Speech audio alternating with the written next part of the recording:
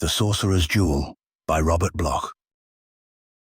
By rights, I should not be telling this story. David is the one to tell it. But then, David is dead. Or is he? That's the thought that haunts me. The dreadful possibility that in some way David Niles is still alive, in some unnatural, unimaginable way alive. That is why I shall tell the story, unburden myself of the onerous weight which is slowly crushing my mind. But David Niles could do it properly. Niles was a photographer. He could give the technical terms, perhaps explain coherently many things that I do not pretend to understand. I can only guess, or hint. Niles and I shared a studio together for several years. It was a true partnership. We were both friends and business associates. This was peculiar in itself, for we were dissimilar types, and with widely divergent interests. We differed in almost every particular. I am tall, thin, and dark. Niles was short, plump, and fair. I am naturally lazy, moody, inclined towards introspection. Niles was always tense with energy, high-spirited, volatile. My chief interests in latter years have leaned towards metaphysics and a study of occultism. Niles was a skeptic, a materialist, and above all a scientist. Still, together we formed an integrated personality. Y, the dreamer, Niles, the doer. Our mutual business association, as I have already intimated, lay in the field of photography. David Niles was one of the most brilliant personalities in the domain of modern portrait photography. For several years prior to our association, he had done salon work, exhibiting internationally, and creating a reputation which brought him a considerable income from private sittings. At the time of our meeting, he had become dissatisfied with commercial work. Photography, he argued, was an art best nourished by serious solitary study, unimpeded by the demands of catering to customers. He therefore determined to retire for a year or so and devote himself to experiment. I was the partner he chose for the work. He had lately become a devotee of the William Mortensen School of Photography. Mortensen, of course, is the leading exponent of fantasy in photography. His studies of monstrosities and grotesques are widely known. Niles believed that in fantasy, photography most closely approximated true art. The idea of picturing the abstract fascinated him. The thought that a modern camera could photograph dream worlds and blend fancy with reality seemed intriguing. That's where I came in. Niles knew of my interest in the occult, knew that I had made a study of mythology. I was to serve as technical advisor on his subject matter. The arrangement pleased us both. At first, Niles limited himself to studies in physiognomy. With his usual thoroughness, he mastered the technique of photographic makeup and hired models whose features lent themselves to the application of gargoylean disguises. I handled the matter of checking over reference works, finding illustrations in old books of legends to use in devising suitable makeup. Niles did a study of Pan, one of a satyr and a Medusa. He became interested in demons, and we spent some time on his Gallery of Fiends series, Asmodeus, Azazel, Samael, and Beelzebub. They were surprisingly good. But for some reason or other, Niles was not satisfied. The quality of the photographs was excellent, the posing effective, the characterization superb, and still Niles did not feel that he was achieving his goal. "Human figures," he stormed. "Human faces are, after all, only human faces, no matter how much you cover them up with grease paint and putty. What I want is the soul of fantasy, not the outward aping." He strode up and down the studio, gesticulating in his feverish manner. "What have we got?" he demanded. "A lot of stupid horror movie faces, amateur Karloffs, kid stuff. No, we must find something else." So the next phase was modeling clay. I was handy here, for I had a rudimentary knowledge of sculpture. We spent hours on composing scenes from an imaginary inferno, constructing bat-winged figures that flew against bizarre, otherworldly backgrounds of fire, and great malignant demons that squatted and brooded on jagged peaks overlooking the fiery pit.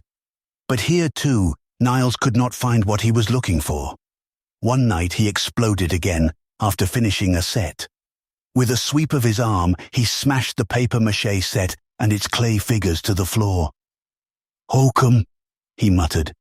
"Peep show, penny dreadful stuff." I sighed, getting set to listen patiently to a further tirade. I don't want to be the Gustav Doré of photography, or the Syme, or even the artsy Bashef, he said. I don't want to copy any style. What I'm after is something original, something I can claim as absolutely individual. I shrugged.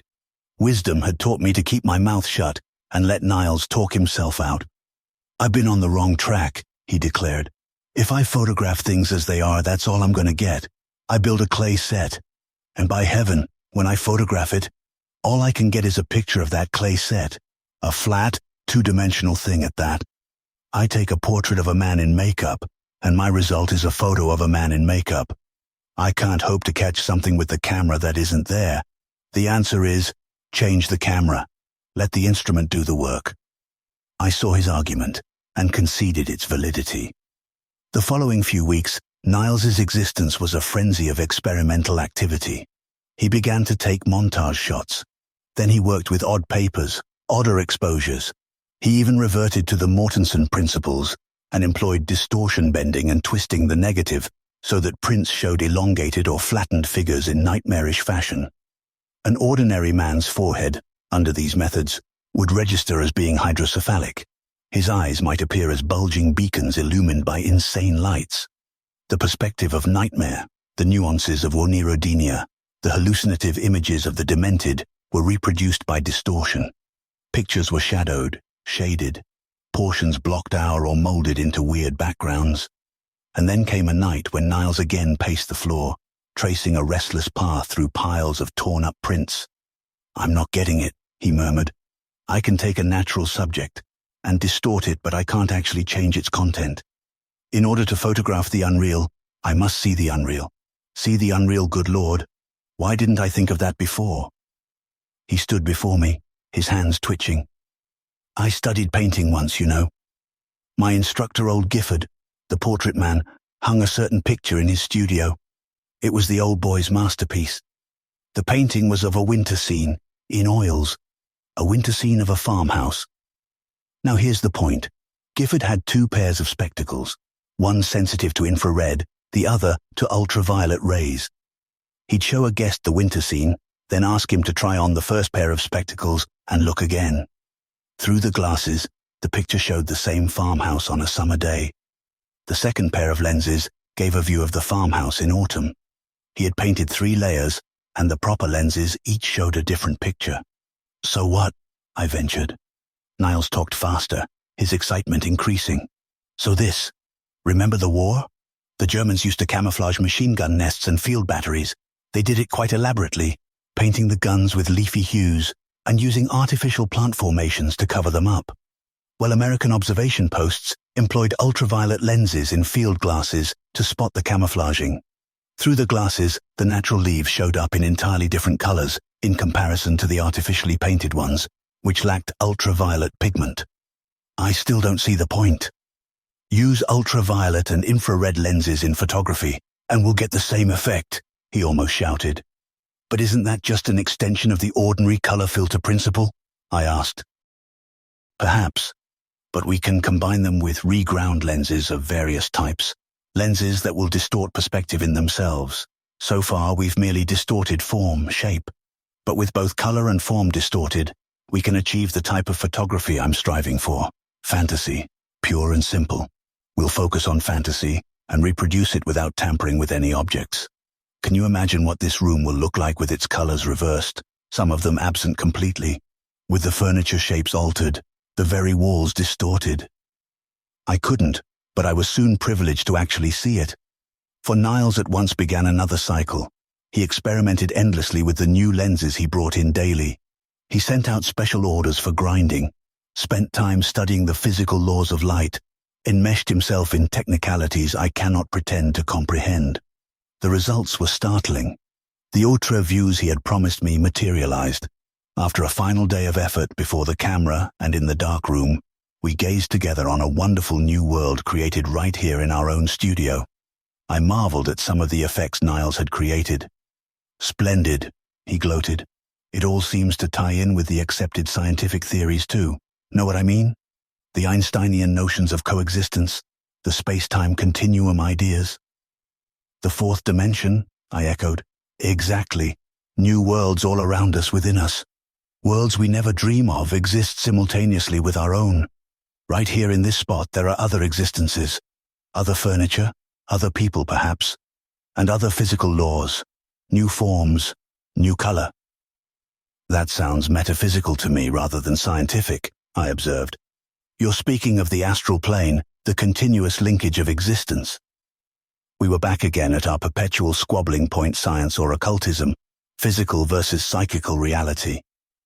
The fourth dimension is science's way of interpreting the metaphysical truths of existence, I maintained. The metaphysical truths of existence are the psychological lies of dementia precox victims, he asserted. Your pictures don't lie, I answered. My pictures are taken by recognized scientific means, he said.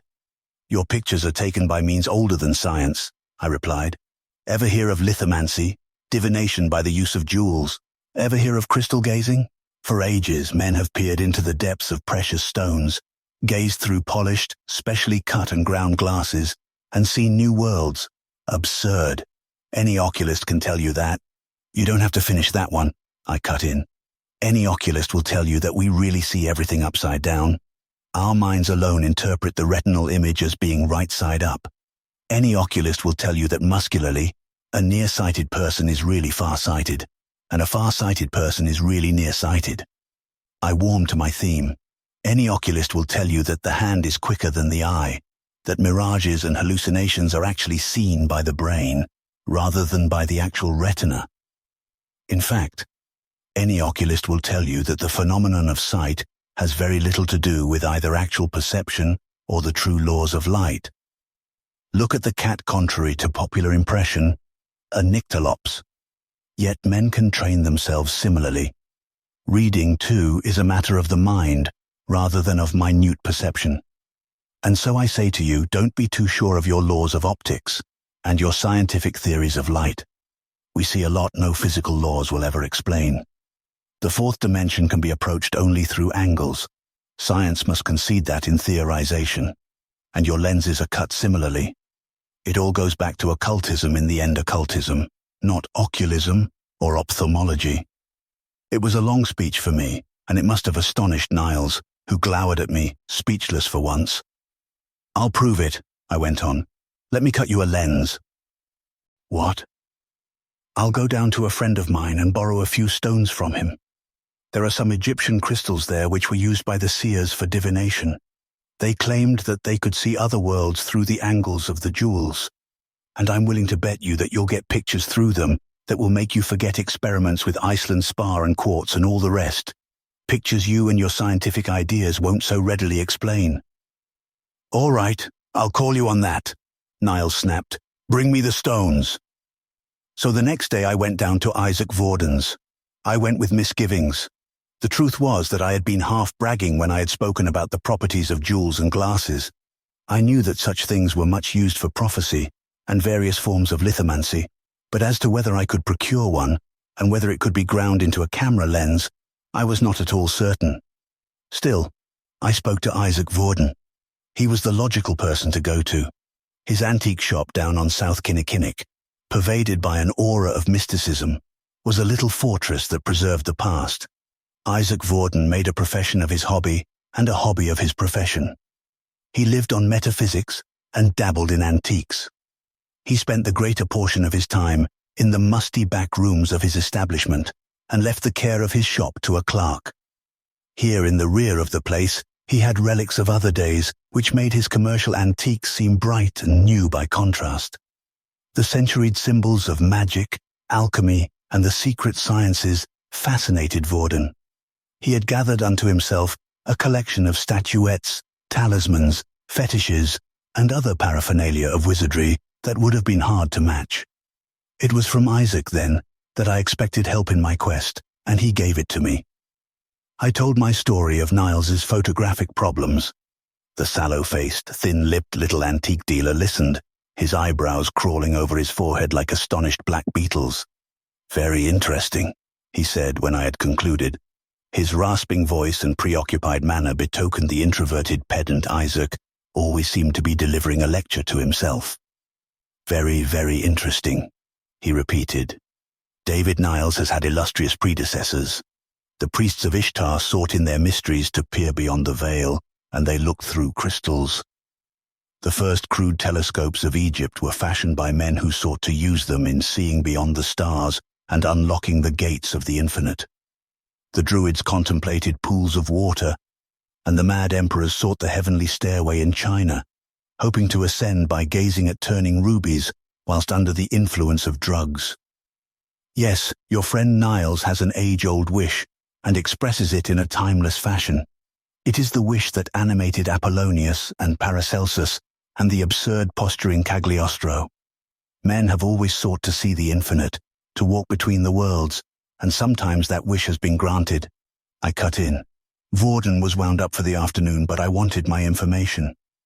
They say there are jewels that hold queer visions, I murmured.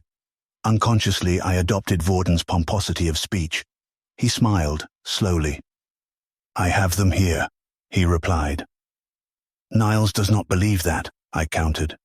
Many do not believe. But there is a stone once used by Friar Bacon, and a set of crystals which intrigued Theophrastus, and divining jewels that the Aztecs peered through before the blood sacrifice. Jewels, you know, are mathematical figures of light. They reflect within their facets. And who knows but that in some way those angles impinge on other worlds? Perhaps they reach out and transmute polyangularity, so that gazing into their depths, we become aware of it three-dimensionally. The ancients used angles in magic. The moderns do the same thing and call it mathematics. De Sitter says, "The jewel for the camera lens," I interrupted. I am sorry, my friend. Of course. I think I have one that should prove eminently suitable. The Star of Sekhmet. Very ancient, but not costly. Stolen from the crown of the lioness-headed goddess during a Roman invasion of Egypt. It was carried to Rome and placed in the vestal girdle of the high priestess of Diana. The barbarians took it, cut the jewel into a round stone. The black centuries swallowed it. But it is known that Axenos the Elder bathed it in the red, yellow and blue flames, and sought to employ it as a philosopher's stone. With it, he was reputed to have seen beyond the veil and commanded the gnomes, the sylphs, the salamanders, and the undines. It formed part of the collection of Gilles de Rais, and he was said to have visioned within its depths the concept of homunculus. It disappeared again, but a monograph I have mentions it as forming part of the secret collection of the Count Saint-Germain during his ritual services in Paris.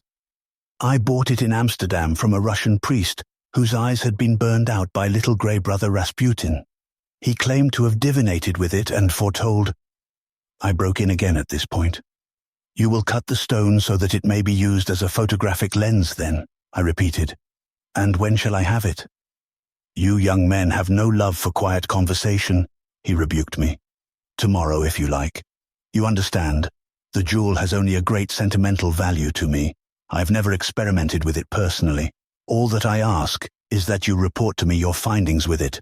And I counsel you that if the camera reveals what I think it will, you promise to take care in using it. There is danger in invading the realms. He was still chattering away as I bowed out. Great character, Isaac. The following afternoon I called and took the little package which he proffered me. That evening I gave it to Niles. Together we unwrapped the cloudy lens.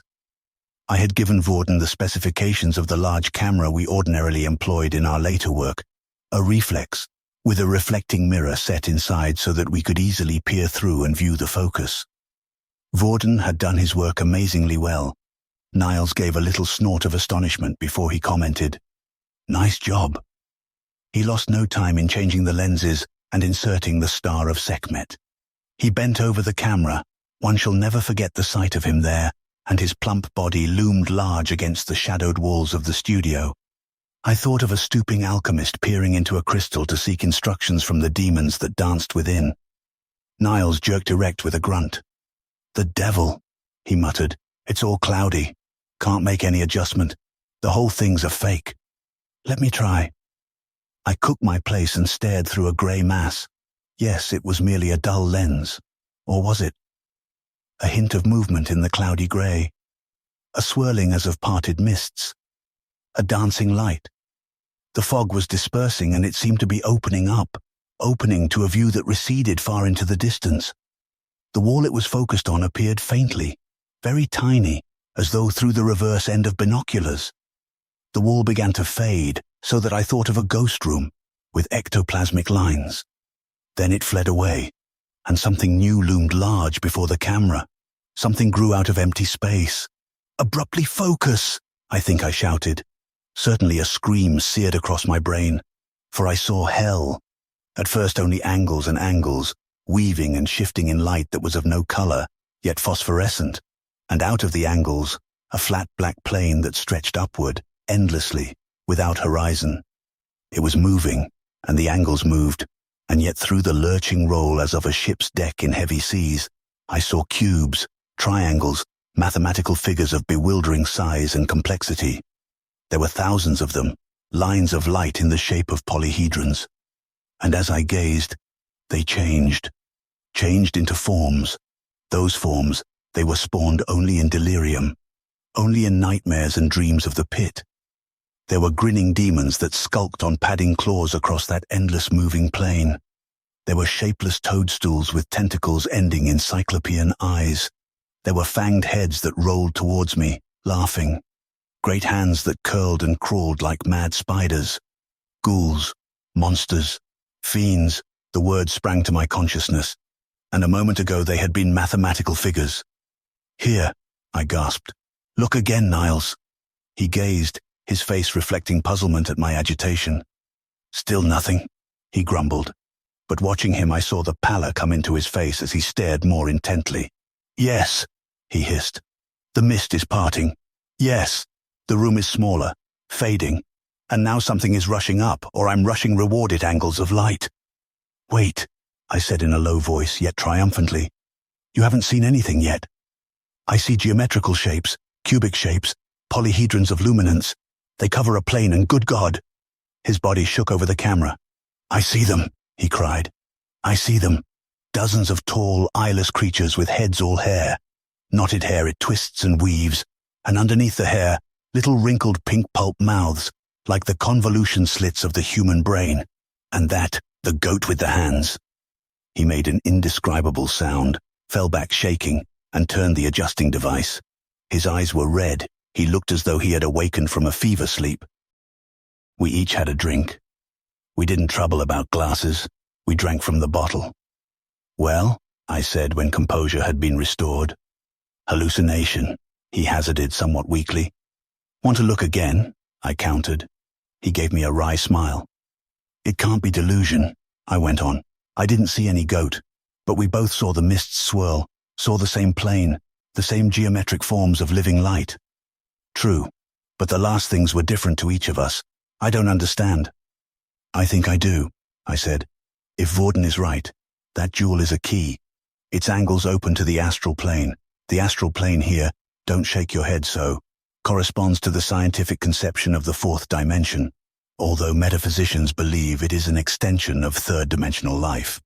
That is, when men die, their souls enter the astral plane and pass through it into another higher form of existence on a higher dimension. The astral plane is a sort of no-man's land existing all about us, where lost souls and lower entities that have never achieved life wander forever in a sort of limbo. Hooey. A modern criticism, but it's an ancient belief, mirrored in 1,000 forms in scores of religions. And wait until you see what I'm getting at. Ever hear of elementals? Nothing but a few mentions? Ghosts, aren't they? No forces. Entities not human, but linked with humanity. They are the demons and familiars and the incubi and the genie of all religions, the beings that exist invisibly around us and seek traffic with men. Organisms outside three-dimensional life, if you want it in more scientific terminology. They inhabit another time field, another space continuum that is nevertheless synchronized and coexistent with our own. They can be viewed or reached as ultra-dimensional inhabitants only through angles. The angles, the facets of this jewel, enabled us to see through to them. They establish a focal point with infinity. What we saw then are elementals. "All right, Swami, but why did we see different creatures?" he persisted. "Because, my dear fellow, we have different brains. At first we both saw geometrical figures. That is the purest form of life they exist in. But our minds interpreted these figures into familiar shapes. I saw one type of monstrosity because of my background of mythological study. You received another impression, and I gather from your little comments. You look smug enough now, friend, but you were bleating pretty loudly a while ago, and I know you were genuinely impressed. That you drew your images from past dreams and nightmares. I should imagine that a Hungarian peasant, peering through the lens, would see vampires and werewolves. It's psychological. In some way that jewel establishes a focal point in more than a visual way. It must also enable those creatures to become aware of us, and they will that we see them according to our mental concepts of such entitles. In fact, that's how superstition probably originated. These beings at times communicated with men. Niles made a gesture of impatience. Dropping the psychological and the nuthouse angle for a minute, he said, I certainly must hand it to your friend Vorden. Whether his story about the jewel is hokum or not, and whether your rather naive explanation is accepted or disbelieved, I still can see that we've stumbled on something quite marvelous. I mean it. The pictures we can take with that camera will be unique in the field. I've never read of any experimental work that even approached this. It goes beyond the wildest Dadaistic or surrealistic concepts. We'll get actual photographs, but of what? I'll be darned if I can foretell. Your so-called mental concepts were different from mine. I shook my head as something Vorden had said came back to me. Now look here, Niles. I know you don't believe me, but you believe what you saw in the lens. I saw you shudder. You must admit the horror of those creatures. Whether you choose to think they originate in your imagination, or in my theory of the astral plane, you must recognize the fact that they are a menace to any man's sanity. If you see too much of that sort of thing, you'll go mad. I'm not being melodramatic. I wouldn't advise looking too closely into that lens now, or spending too much time before it. Don't be silly, Niles said. Elementals, I persisted, and you must believe this yearn for life.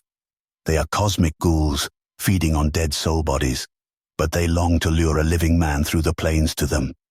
Consider all legend, it's merely allegory, stories of men disappearing, selling their souls to the devil, going to foreign worlds, all are founded on the idea of elementals seeking human prey and dragging men down to their plane. Cut it, Hour. It annoys me. Niles was colloquially common in his speech, but his eyes betokened a slight credulity that grew as I ignored his skepticism. You say it's superstition, I went on. I say it's science. Witches, wizards, so-called wonder workers, the wise men whose secrets built the pyramids, they all employed spells in which they used what? Geometrical figures. They drew angles and pentagons and Kabbalistic circles. Through the lines they summoned the forces from the astral plane, saw the outer dimensions.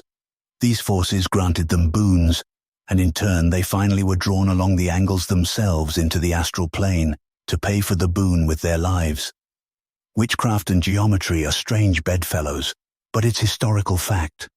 And so I warn you, you see creatures through the jewel lens, and they see, feel, are in some way aware of you.